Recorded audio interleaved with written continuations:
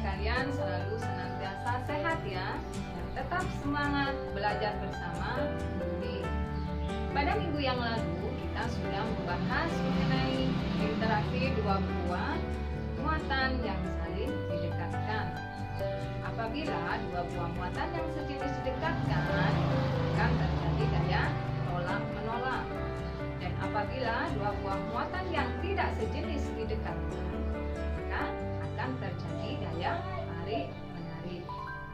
Besar gaya tarik dan gaya tolak antar muatan tersebut akan kita pelajari hari ini mengenai hukum Coulomb. Selain itu, kita juga akan mempelajari tentang medan listrik dan potensial listrik. Bu Yuli harap kalian masih tetap semangat belajar ya, seperti semangatnya Bu Yuli ingin belajar bersama kalian hari ini. Ingat, belajar sepanjang hayat. Oke, mari kita mulai pembelajarannya ya. Pada pertemuan kali ini kita masih akan membahas mengenai listrik statis. Pokok bahasan kita minggu ini yaitu mengenai hukum Coulomb, kuat medan listrik, dan potensial listrik. Untuk yang pertama, kita akan membahas mengenai hukum Coulomb terlebih dahulu.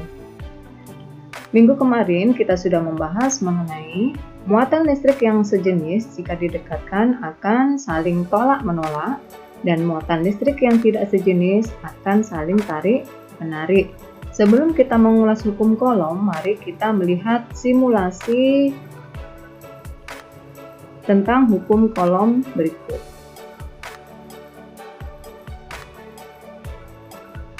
Mari kita mensimulasikan tentang hukum Coulomb ya. Kita faktor apa saja yang mempengaruhi daya tarik atau daya tolak dua buah muatan bisa didekatkan.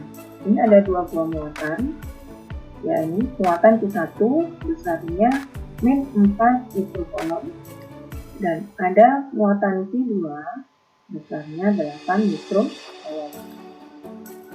Kedua muatan ini terpisah sejauh R. Ya, jauhnya adalah kita buat dalam senti ya, ini ada 1, 2, 3 cm. Kita sejauh 3 cm. Ternyata kedua muatan yang terpisah sejauh ini, karena ini negatif dan ini positif, maka akan terjadi gaya tarik menarik. Ini ada gaya tarik menarik. Gaya tarik menarik inilah yang kita sebut sebagai gaya Coulomb. Oke, berapa besar gaya tariknya? Ini bisa satu ya. Ini ternyata besarnya kita muatannya segini, terus jaraknya terpisah sejauh ini, maka gayanya adalah 319,55. Lantas, bagaimana kalau muatannya bisa kita salah satunya kita besarkan? Bagaimana dengan gayanya? Kita lihat ya. Ini 8, kita buat 10. Kita jadikan 10 ya. Perhatikan ini, kita jadikan 10. Ternyata gayanya ikut naik. Tadi kalau 8, 3, 19, sekian ya. Ternyata kalau diperbesar, gayanya juga ikut naik. Jadi 3, 9. Jadi kalau muatan diperbesar, ternyata gayanya juga ikut naik. Besar gayanya ikut. Bagaimana kalau kita turunkan? 8, sekarang kita turunkan menjadi 6. Ternyata gayanya juga ikut turun. Kita turunkan lagi. 4, semakin turun. Oke ya. Jadi jika muatan diperbesar, gayanya juga ikut besar. Jika muatan dikecil, ternyata gayanya juga ikut kecil. Nah, sekarang faktor yang kedua, misalnya ini kita jauhkan aja dulu. Muatannya kita jauhkan. Bagaimana gayanya nanti? Ya, kalian lihat. Jadi di 7 ya. Kalau di 7 tadi nilainya 399. Sekarang kita jauhkan. Ternyata makin turun. Daya tariknya semakin kecil ya. Bagaimana kalau kita dekatkan? Kalau didekatkan, ternyata daya tariknya semakin besar. Ya. Jadi ini bisa kita simpulkan bahwa ya tadi, jika muatan benda diperbesar, dayanya ikut besar. Jika muatan diperkecil, dayanya ikut kecil. Sebaliknya, jika jarak antar kedua muatan kita perbesar, ya, tadi dayanya jadi kecil, dan jika R-nya diperkecil, maka daya tariknya akan besar. Jadi itu bisa dalam matematis. Kalau yang satunya, kalau muatannya besar, dayanya itu besar, berarti antara muatan dengan daya itu sebanding.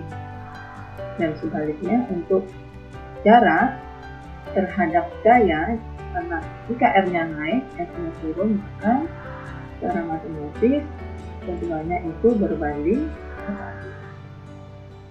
Semoga bisa dimengerti ya anak-anak. Kalian sudah melihat tadi ya, dengan cara yang sama Coulomb juga melakukan percobaan dengan menggunakan muatan ya. Dia kemudian dari hasil percobaannya dia mengemukakan hukum Coulomb yang berbunyi besarnya gaya tarik atau gaya tolak antar dua muatan listrik itu sebanding dengan besar muatan kedua benda dan berbanding terbalik dengan kuadrat jarak kedua benda tersebut.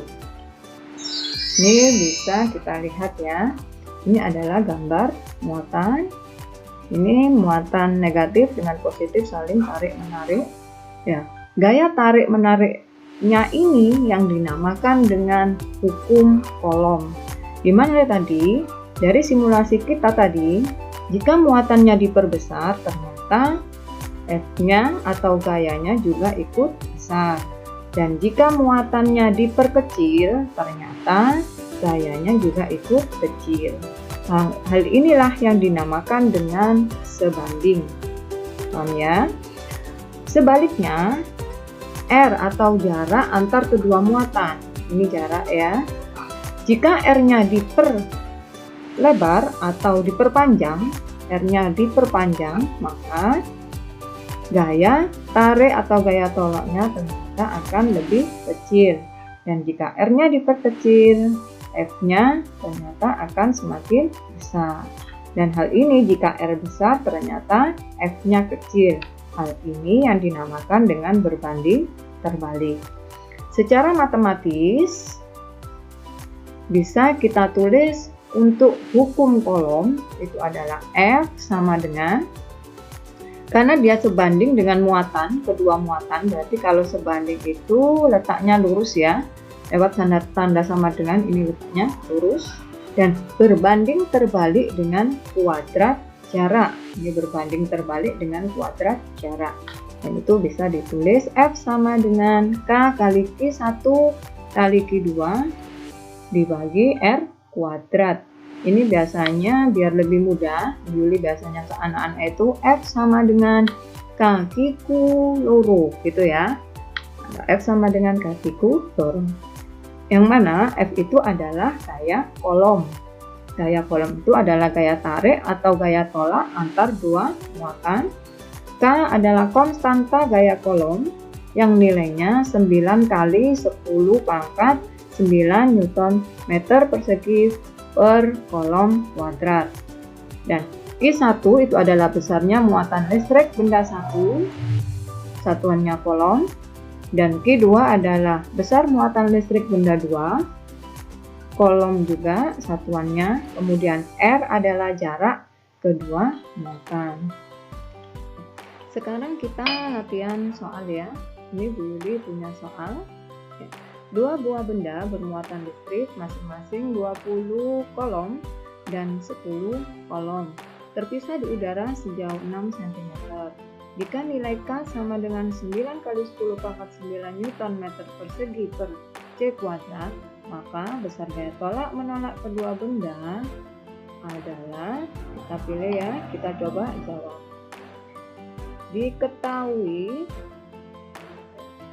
Diketahui benda ini muatannya ada 2 buah muatan ya. Muatannya untuk Q1 nya adalah 20 kolom, kita tulis, dan Q2 nya juga plus 10 kolom. Terpisah sejauh berarti ini adalah R nya 6 cm, kita jadikan meter. Untuk 6 kali 10 pangkat min 2 meter. Yang ditanya adalah gaya tolak menolaknya atau gaya kolomnya. Sekarang kita coba untuk menjawab ya. F sama dengan K kali Q1 kali Q2 per R2. Kita coba masukkan. K-nya 9 kali 10 pangkat 9 dikali Q1 nya 20 ya. Q2 nya tadi 10 ya. Dibagi 6 kali 10 pangkat min 2 meter, ini kan tadi senti ya, 10 pangkat min 2 kuadrat, itu harus dikuadratkan. Kalian nanti hati-hati untuk kuadrat di sini. 6 di sini harus dikuadratkan ya. 10 pangkat min 2 juga harus dikuadratkan. Sehingga nanti hasilnya adalah ini ya. 9 kali 2 18. 10 pangkat 9 ini 10 pangkat 1. Langsung ini juga 10 pangkat 1 ya. 9 tambah 1 10, tambah ini 1 11. Jadi 10 pangkat 11. Ini kemudian 6 kuadrat. 6 kuadrat hasilnya 36 ya. 10 pangkat min 2 dikuadratkan, yaitu hasilnya 10 pangkat min 4. Hasilnya 10 pangkat min 4. Selanjutnya hasilnya adalah 18 dibagi 36 ada 0,5 ya. Kemudian 10 pangkat 11 ini naik, jadi ini hasilnya 5 kali 10 pangkat 14 Newton. Jadi besar gaya tolak antara kedua muatan itu adalah 5 kali 10 pangkat 14 Newton. Mudah-mudahan kalian bisa ya anak-anak ya. Sekarang kita akan membahas medan listrik. Medan listrik adalah daerah di sekitar benda yang bermuatan listrik dan mengalami gaya listrik. Medan listrik digambarkan dengan garis-garis gaya listrik yang biasanya disingkat GGL. Yang mana sifat-sifat garis gaya listrik adalah sebagai berikut. Yang pertama, ini ada muatan positif dan ada muatan negatif. Masing-masing muatan itu mempunyai arah garis gaya. Untuk muatan positif, arah garis gayanya keluar. Ini ya, keluar dari muatan. Ya, keluar. Arah panahnya keluar. Dan kalau negatif, muatan negatif itu arah garis gayanya menuju atau masuk ke dalam muatan. Ini arah panahnya masuk. Agar kalian ingat, positif itu lebih ya. Lebih itu biasanya kita kelebihan. Kalau kelebihan kita mengeluarkan sesuatu. Kalau kita kelebihan pasti kita keluarkan ya. Kalau negatif ini kurang. Kurang itu kita umpamakan kita kalau lapar. Lapar itu pasti kita akan memasukkan sesuatu. Itu ya. Kemudian sifat yang ketiga, garis gaya listrik dimulai dari positif dan berakhir pada muatan negatif. Ini bermula dari muatan positif dimulai, keluar dari positif menuju negatif. Berakhir di sini. Keluar dari positif menuju negatif. Ini garis-garis gaya listriknya. Itu ya, anak. Muatan benda yang tidak sejenis akan tarik menarik dan yang sejenis akan tolak menolak. Ini ya. Ini muatan positif dan muatan negatif. Tadi garis gayanya muatan positif itu keluar dan negatif adalah masuk. Itu keluar dari positif menuju negatif. Ini juga sama, keluar dari positif menuju negatif. Ini garis gayanya. Karena ada yang keluar dan ada yang mau dimasuki, berarti dia akan tarik menarik. Nah, ini sebaliknya, ini positif dengan positif. Positif ini garis gayanya keluar, yang ini juga keluar, nggak ada yang masuk alias keluar semua, jadi nggak ketemu alias antara kedua muatan ini akan tolak. Sifat yang terakhir yaitu makin rapat garis gayanya, makin kuat medan listrik di tempat itu. Begitupun juga sebaliknya. Ya, makin rapat ini di daerah sini, makin rapat maka garis gayanya, maka kuat medan listriknya semakin besar. Yang di sebelah sini, yang sini kan nggak rapat alias renggang, maka medan listriknya juga otomatis maka kecil, gitu ya. Selanjutnya mengenai kuat medan listrik. Besarnya medan listrik dinyatakan dalam kuat medan listrik yang disimbolkan dengan huruf E, ya. Kuat medan listrik itu bergantung tadi pada kerapatan garis-garis gaya listrik. Besarnya kuat medan listrik merupakan besarnya gaya yang kuat medan listrik itu adalah besarnya gaya yang bekerja pada tiap satu satuan muatan. Dan ini ditulis seperti ini. Kuat medan listrik E, ya. Besarnya gaya yang bekerja pada tiap satu satuan muatan. Ini dalam matematis ditulis seperti ini. Atau E sama dengan kaki dibagi R kuadrat, di mana E adalah kuat medan listrik, satuannya Newton per kolom, kemudian F adalah gaya tarik menarik antar muatan, satuannya Newton, Q adalah muatan listrik, satuannya kolom, dan K adalah konstanta. 9 kali 10 pangkat 9 Newton meter persegi per kolom kuadrat. Ini kita coba, ada soal ya. Muatan uji sebesar 25 kali 10 pangkat 5 diletakkan dalam sebuah medan listrik. Apabila gaya yang bekerja pada muatan uji adalah 5 Newton, apakah besar medan listrik pada muatan tersebut? Coba jawab ya. Nih, E sama dengan F dibagi Q. Dan begitu ya. Kita coba. E-nya sama dengan berapa tadi? E sama dengan F dibagi Q. F-nya ini ya. F-nya 0,5 dibagi Q-nya plus 25 kali 10 pangkat 5 kok. 0,5 bagi 25 kali 10 pangkat 5 hasilnya apa ini? 2000 Newton per kolom. Jadi, besar kuat medan listrik pada muatan tersebut adalah 2000 Newton per kolom. Selanjutnya, beda potensial listrik atau V ya. Adanya gaya tarik atau gaya tolak benda bermuatan listrik itu menunjukkan adanya energi dalam benda. Nah, adanya gaya maka ada energi. Dan energi tersebut dinamakan dengan energi potensial listrik. Yang mana potensial listrik itu secara matematis bisa ditulis seperti ini.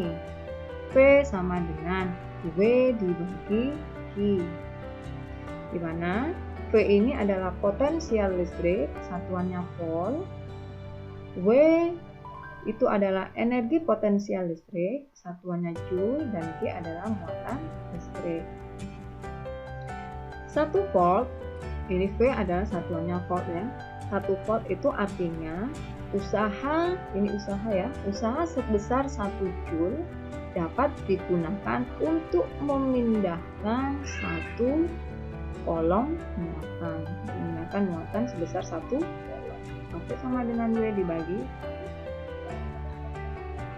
P atau potensial listrik dikatakan tinggi jika benda itu kekurangan elektron, dan P dikatakan rendah jika benda itu kelebihan elektron.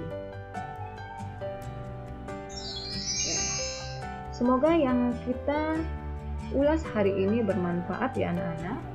Dan saya akhiri. Wassalamualaikum warahmatullahi wabarakatuh.